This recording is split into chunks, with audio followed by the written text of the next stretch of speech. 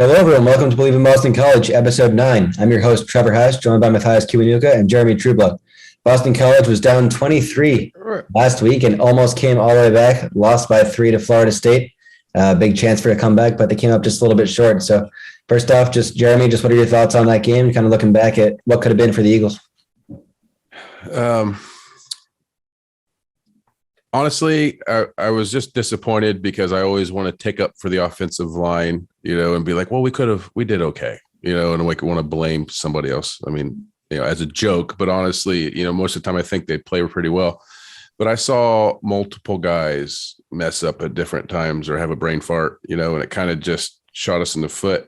And then the guys made splash plays and this, that, and the other. But I was just disappointed overall with that. And then obviously the outcome.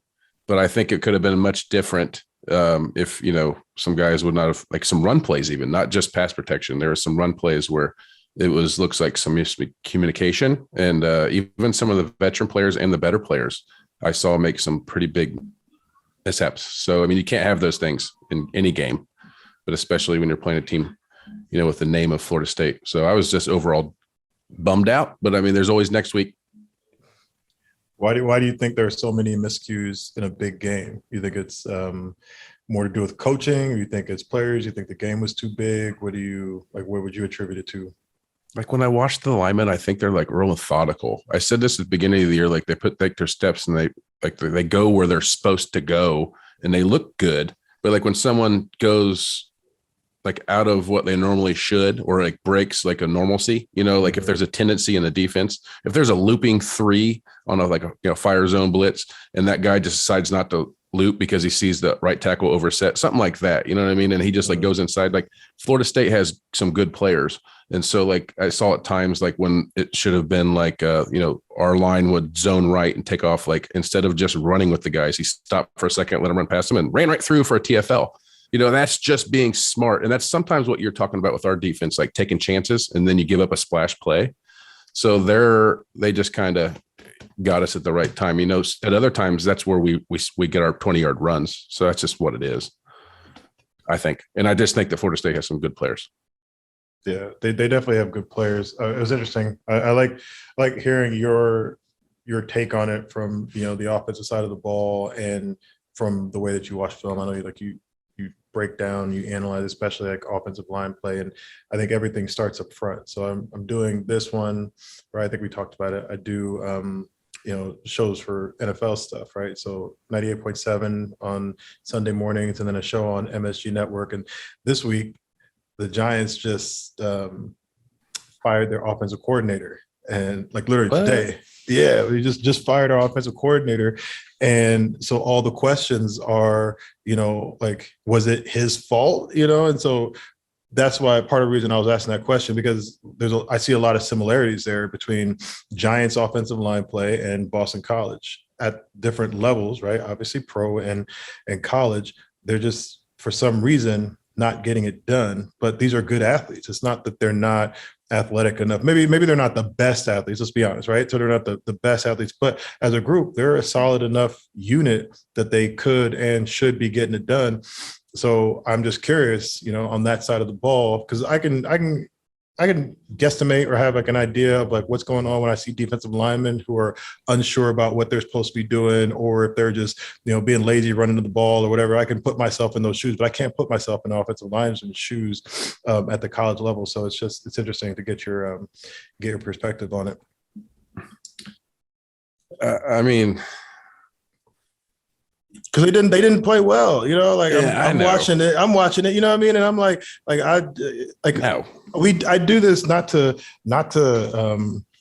just because I love football, right? So I was thinking like all the stuff that I do, especially this year, is gotten me back into football, and this is probably the one I look forward to the most, because it's like, it's a reason to watch the BC game, and make sure that I'm really paying attention to it, and I'm focused on it, and nobody could bother me because I got to watch this game. I can set aside time. I can justify setting aside time, to watch these games, right?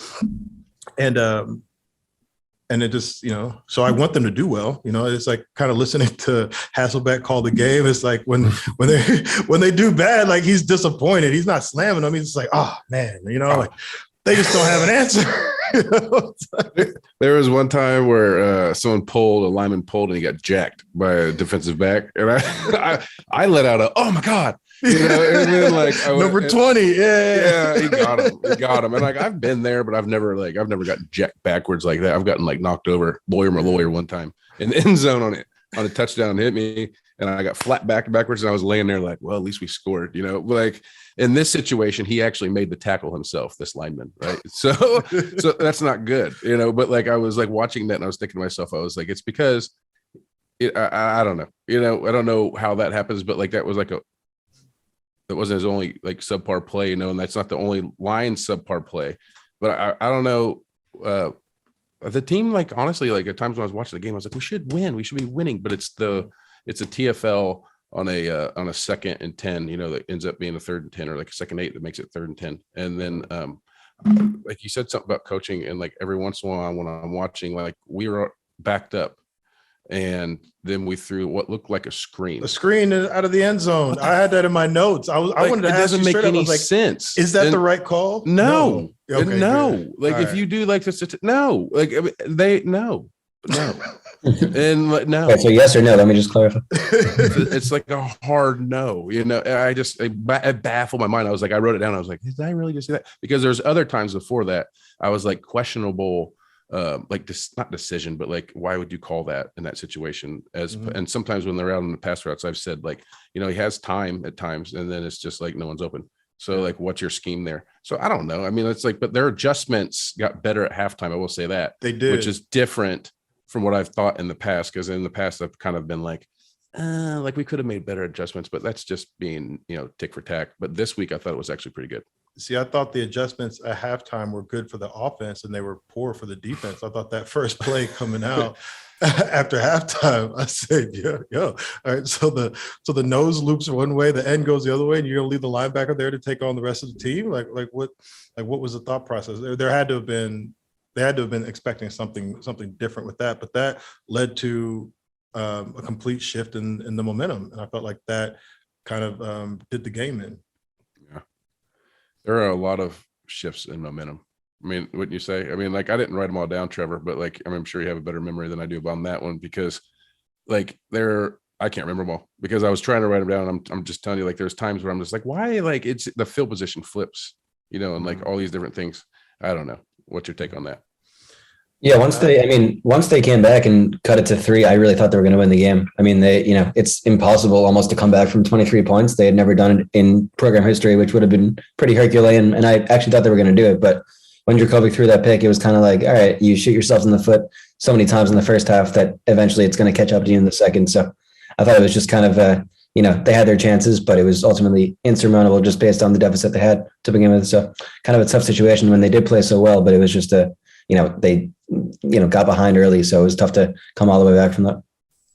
That's exactly how I thought it. Like they, especially on the defensive side of the ball, they got better as the game went on, right? So that the halftime adjustments, we'll just throw that out. I don't know what was happening in the locker room at halftime on the defensive side, but as far as like activity and tackling, like when they opened up, open field tackling was horrendous, right? But they got better and more aggressive with their tackling as the game went on, and guys were stepping up trying to make plays. And so I like that. They finished the game. They finished the game strong. I thought Flowers is, he looks phenomenal. Had he had Dracovic the entire season, he would have had a significantly better season so far. But he could play at the next level for sure. I mean, he's got it. He's got shake. He's got talent. He's got confidence. I liked Garro and Sinkfield, how they opened up the half. That's what I was saying. Like the offense came out like balling. Like they went in at halftime and came out like ready to play. Dracovic, I mean, you can't say enough good things about this kid. I mean, he really does he tries to put the offense on his back, and he's running, he's sacrificing his body, you know what I mean? Like he understands where he is on the field. Maybe he's not making all the plays, but he's out there working and he's trying. So there were a lot of positives that I took from it. It just wasn't enough. And I think overall, I thought their defensive line outplayed our defensive line. And when you're standing there in the game, I think it's easy to kind of get lulled into complacency. I forgot what the score was at halftime. It wasn't horrendous, right? But you got to keep in mind, like, if your offense is struggling, you've got to get off the field. You've got to give them more opportunities than you normally do. And that's got to be on you as a defensive lineman, as a defense in general. You got to say, you got to be able to look at the guys on the other side of the bench and be like, all right, you know what? Like, they're not having the best day. Like, this is going to be on us, like once you guys got that safety, it's like, all right, like, look, they're struggling right now. Let us take it, like, let's put it on our back and let's make sure we stop them, get turnovers, get 3 and outs. They didn't get their first 3 and out until the fourth quarter. It's like, that's tough to overcome, but I don't know. Let's go. Keep us on track, Trevor. Yeah, let's go back to your comment about Zay Flowers. I think he's a player a lot of people care about, and they want to know what you guys think. So, I mean, I think he's an NFL player. I completely agree. He is undersized, but he's super fast, super shifty, and can kind of get wherever he wants, whenever he wants. So, just curious. Let's start with you, Jeremy. Just what are your thoughts on his potential in the NFL? I think he's really good. You said undersized, but I've played with some guys that are undersized. Like, we talked about this earlier in the year, but like, it doesn't matter how big you are. Really, there's a position for everybody. There's a position for that really small, or not small, like shifty little wide receiver guy. Like, people make a pretty big living out of that, but have a lot of fun playing football too. But I tell you, there's the one where he made like the long one. He made 2, and he made like 2 really like jab steps to the right to go. And as he was doing this. Yeah, man, as he was doing it, I was like, oh, sick, and then I was like, on the second one, I was like, damn. And then I'm like, when he was going to the left, I was like, oh, let's see if he has that hip flexibility to go to the left too, because some guys can just go one way, right? And he just put it in there real sharp and went back the other way. And I was like, oh, he's nice. I was like, he's like fleet of foot, he's legit. He's going to be good to watch for a long time in the NFL too. Yeah, it looked like Kadarius Toney for the Giants. I was just watching the Giant game, and it's like, yep, he's got that same like start and stop.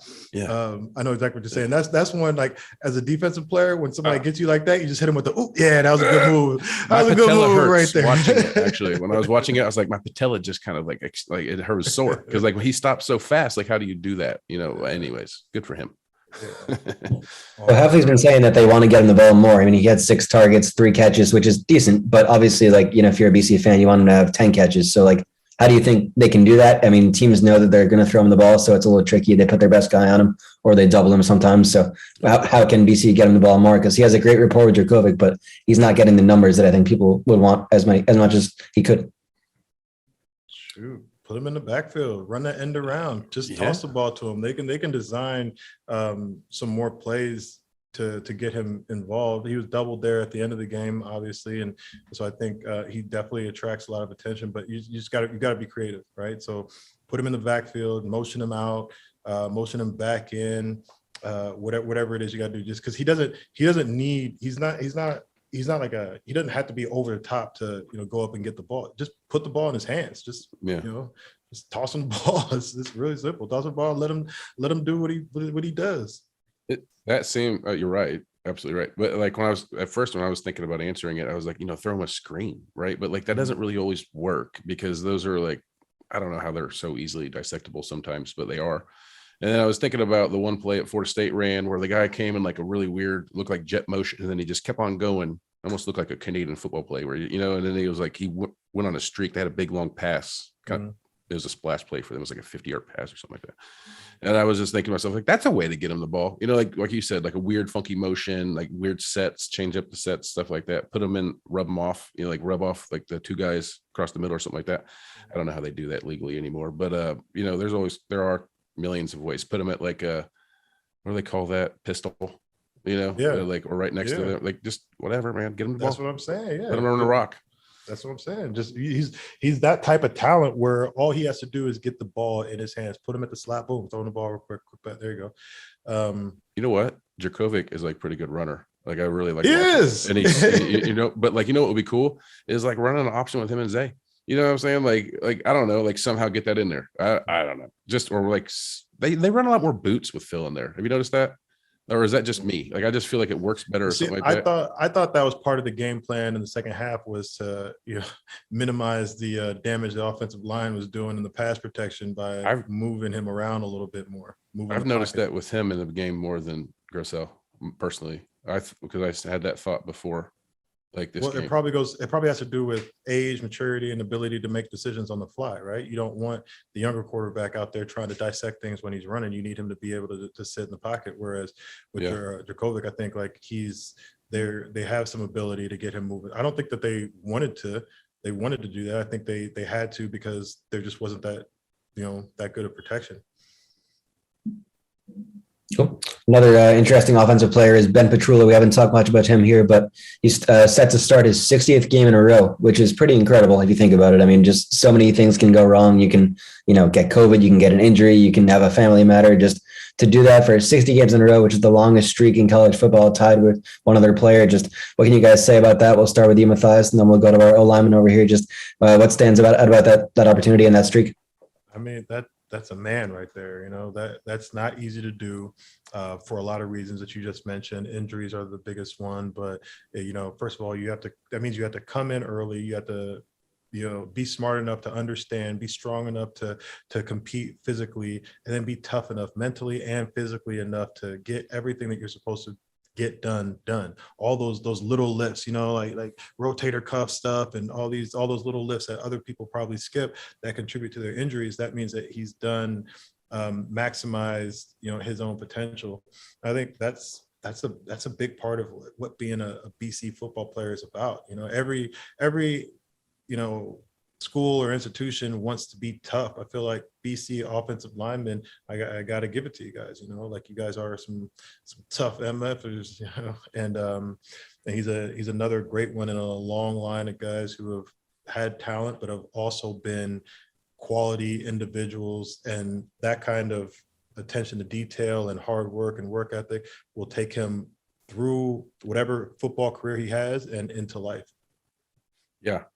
I was going to say, if I was a boss or like I would hire him because he's reliable and he'll show up. Obviously, I don't think there's anything I would be more happy to hear personally if someone was like, "Oh, you can count on that guy," So like, I think that's just awesome. I didn't realize. I was trying to do the math in my head, and I was like, "How many games?" I was like, obviously 60, but I was thinking to myself, "How do you even do that in 4 years?" And I was like, "Oh man," I was like, it's incredible. Yeah. Actually, it's actually incredible. I don't know. So it's 5 years. So he just, it could have been 63 because they had that one bowl game that was canceled due to the weather. And then last year they played 11 games and then they didn't go to a bowl game. So it really would be 63. So pretty well. It's nuts. It's just kind of boggles my mind, obviously.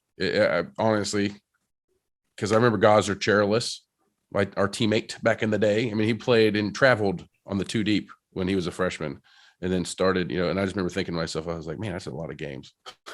But this Ben's like crushing it. So hats off, man. Hats off.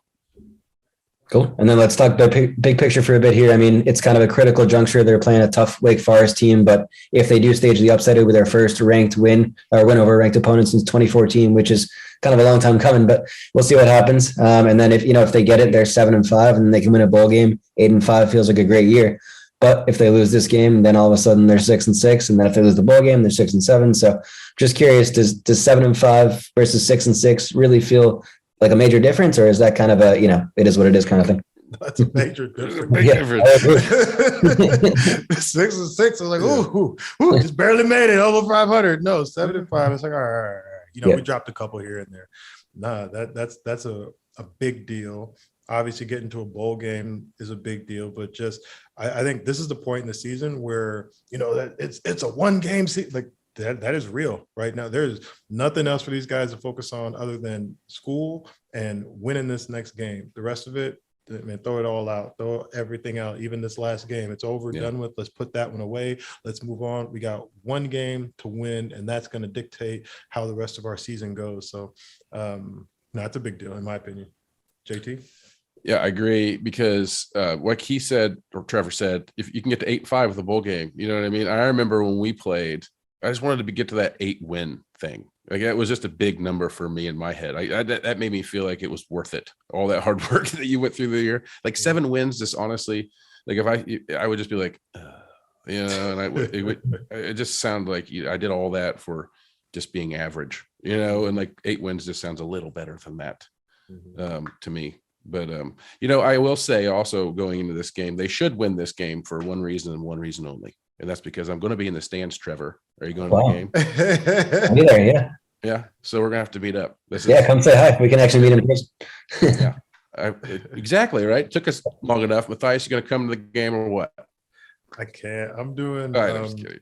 I'm going to Indy tomorrow, and then I get back on Saturdays. That's why I couldn't go to the game this week. I felt bad. Like everybody was out there, but I fly to New York on Saturdays, and I do 2 shows back to back. So I have ESPN 98.7 in the mornings from 7 to 11, and then literally I do that show from MSG Networks upstairs, and I run downstairs at like 10:55 and sit in the chair and do MSG odds with ends from 11 to 12. You say on Sunday? On Sunday. So Sunday. What about Saturday? I'm talking about Saturday. I fly in. I know I fly in on Saturdays because I have to be up at like 5 o'clock in the morning to get ready for these shows. So I Austin's can't. like 4 Sounds hours. like a red eye situation to me. It's 4 hours away, right? I mean, like you can fly. I'm not that good yet. Maybe if they bring me back Michael next Strahan year. Did it. Yeah. I'm sure didn't he did. Fly back after the games? Or didn't he like Good Morning America and stuff like that? Yeah. No, I actually talked to him about it. And his advice was going from radio to TV is more difficult than going from TV to radio. You know what I mean? So I was like, all right. So I needed to be camera ready when I start my radio show so that I can just seamlessly go into it. So I go in, I get mic'd up and everything for the TV show prior to even sitting down to do the radio show. It's just, it's a lot. I overcommitted myself. I wanted to come back into football and I jumped right back in full go. I'm doing this and everything, but it's great. I enjoy it. And like I was saying, like out of all the stuff that I do, like this is the one that I honestly, I think that I enjoy the most, you know, because it's we're just, flattered. Not for real. That's my favorite too. It's my only one, but it's my favorite. It's so much more. It's like, it's chill and it's about BC, and we can be honest and be positive about the fact that we want BC to win. You know what I mean? When I'm on the radio, they're like, yo, watch saying we, don't say we when you refer to the Giants, this and that. And I'm like, well, like everybody knows, you know, who I'm kind of rooting for in this situation. I only played for one team in the league. So it's like, you know, but, and I had a good experience there. But like with this, it's like, no, this is honest. We can be honest and evaluate them, but we don't need to slam these kids for their performance. We just want to see them do better. And, you know, we're supporters of the program, and I enjoy it. At least I'm a supporter of the program and I enjoy it. So of course we are. We want them to get to 8 games. That's the goal right now. Race to 8. So Jeremy, they put you on the Jumbotron or what? No, I'm just going to be a fan. I expect to see you on there. Yeah, we have to. I got your number. I'll reach out. Sounds good. Maybe you can probably get into the press conference, right? I'm sure they'll let you in. I'm going to need your credentials or help. Try to help you out. He's with me. Yeah, please. All righty. Well, thank you all for listening. Mathias, Jeremy, thanks as always for joining. Boston College will close out the regular season this Saturday at noon at Alumni Stadium against a pretty good Wake Forest team. BC certainly has a chance to win, but it will not be easy. If the Eagles win, they get to 7-5, and if they lose, they're back at 6-6. So we shall see. Thank you all, and have a great night.